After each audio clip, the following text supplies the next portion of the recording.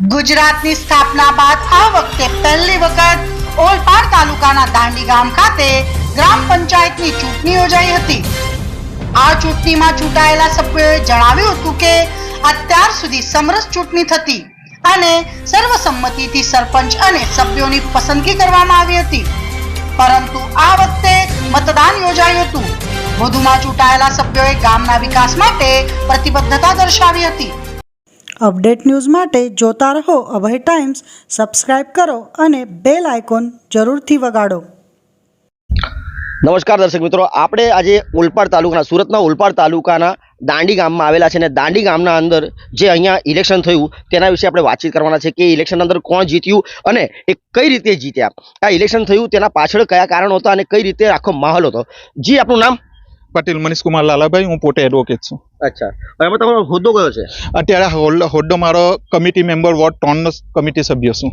અચ્છા, આજે ઇલેક્શન થયું તે કેવા પ્રમાણેનું ઇલેક્શન હતું? અત્યારે જો ઇલેક્શન પ્રમાણે જો વાત કરીએ તો 65 યર્સ જે 1 મે 1960 ના રોજ જે ગુજરાત અને મહારાષ્ટ્રનું વિભાજન થયું તે જ દિવસે મોર, ભગવા, ડેલાસા અને દાંડી એમાંથી દાંડી અલગ પડ્યું ને તે પછી આ જે 2025 જે જૂન મહિનામાં ઇલેક્શન થયું એ પ્રથમવાર ઇલેક્શન થયું। 65 વર્ષ પછી આજે પ્રથમવાર ઇલેક્શન અહીંયા દાંડી ગામમાં યોજવામાં આવ્યું અને અત્યાર સુધી એ સમરસ ઇલેક્શન થયા કરતું હતું।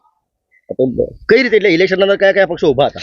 ઇલેક્શનના પક્ષમાં જો 3 પક્ષ હતા અને 5 અપક્ષ રહેતા, જેમાં 3 પક્ષમાંથી એક પેનલ જે હતી તે આખી ઉડી ગઈ।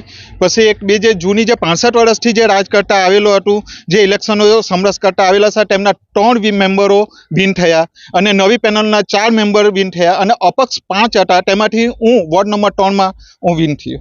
હવે કયા પ્રમાણે તમારી કામગીરી રહેશે? અમારી કામગીરી પહેલા તો આ દાંડી ગામમાં પ્રથમ લોકોની જે સુવિધા છે, પાણીની સુવિધા, આવાસની સુવિધા, અનાજ આપવાની સુવિધા, એ અમારી પ્રાથમિક સુવિધા લોકોને પૂરી પાડવાની છે। આપણી સાથે અહીં અન્ય સભ્યો પણ છે અને આપણે એમની સાથે વાત કરીશું। જી, તમારું નામ? પરેશભાઈ રામાભાઈ ખલાસી। પરેશભાઈ, કેવું લાગે છે આજે? બહુ ખુશી થાય છે મને આજે દાંડી ગામનો જે સપોર્ટ જોયો છે મેં અને મારી તરફ અગ્રેસન જોયું છે એનાથી મને બહુ ખુશી થઈ છે। તમારો હમણાં હાલમાં હોદ્દો શું છે? હાલમાં હોદ્દો હું છે કે ડેપ્યુટી સરપંચ તરીકે હું એઝ એ ડેપ્યુટી સરપંચ તરીકે આવ્યો છું। ચૂંટાયા છો, બરાબર છે?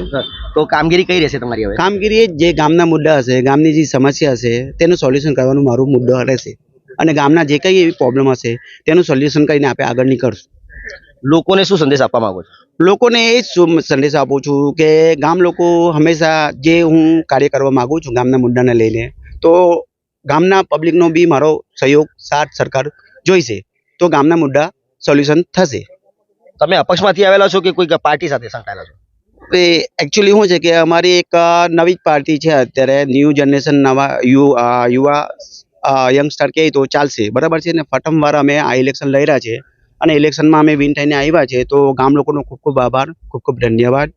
એક છેલ્લો પ્રશ્ન કે જો તમે અપક્ષમાં ઉભા છો અને પક્ષમાંથી તમે જીતીને આવેલા છો, તો એક નવી પાર્ટી તરીકે તો જે અહીંયા કાયમની પાર્ટી હતી તે તમને પૂરતો સપોર્ટ આપશે?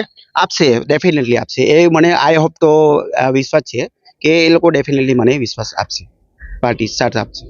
એ પાછા આપણે આવીએ છીએ 3 નંબર જ ને? 3 નંબર વોર્ડ નંબર। અને આપણે એમને પૂછ્યું છેલ્લો લોકોને શું સંદેશ આપવા માંગો છો? લોકોને તો પહેલા તો હું આજે જે 65 વર્ષ પછી ઇલેક્શન થવામાં આવ્યા તેમાં આખા ગામ લોકોનો ફૂલ્લી સપોર્ટ રહ્યો અને જે નવી પેનલને નવા બહુમત સાથે અમારી પેનલને વિજય કરાવ્યો એના માટે ખૂબ ખૂબ આભાર। અન્ય બીજું કઈ? અન્ય બીજું તો હવે કશું જ બોલવાનું નથી કે આ વર્ષે જો ઇલેક્શન થયું તો અમે આશા રાખીએ કે હર 5 વર્ષે દાંડી ગ્રામ પંચાયતની ચૂંટણી થાય એવી અમે ગામ લોકો પાસે આશા રાખીએ। આપણે ગામના સરપંચ અને અન્ય લોકોનો પણ ઇન્ટરવ્યુ લીધો અને અહીંયા જે ગામનું જે અનાજ કરિયાણાનું દુકાન છે અનાજનું, બરાબર છે, તો ત્યાં આપણે અહીંયા આવેલા છે અને એમની સાથે આપણે મુલાકાત કરીશું અને વાત કરીશું કે ભાઈ કયા પ્રમાણનું છે। જી, આપનું નામ? મારું નામ કિશનલાલ છે। કિશનભાઈ, કેવું લાગે છે આજે ઇલેક્શન હતું આ વખતે? હા, બહુ લાંબા સમયથી હવે 65 વર્ષ પછી ઇલેક્શન સારું થયું છે હવે ને સારી એવી પેનલ ચૂનાઈ છે હવે, તો આ પેનલ હવે આશા એવી રાખીએ છીએ ગામમાં કે સારા એવા કામો કરે, રોડ, રસ્તા, લાઇટ છે, અનાજનું છે, આ તે કોઈના અમારા રેશન કાર્ડમાં બંધ છે, કોઈ ગરીબોના કાર્ડ ચાલુ નથી, એ કાર્ડ ચાલુ કરવામાં એવા તેવા બધામાં પૂરતું ધ્યાન દઈએ એમ। અન્ય કોઈ સમસ્યા તો એટલે લાગે છે તમને કે હવે પછીના જે અમુક વણ ઉકેલા પ્રશ્નો છે તેનો નિકાલ આવશે? ના હવે 100% આવશે, કારણ કે પેનલ જેવી આવી છે ને એ પ્રમાણે એવું લાગે છે કે હવે બધા રસ્તા સારા થશે અને બધું કામો બધા પ્રગતિ પર આવશે એમ.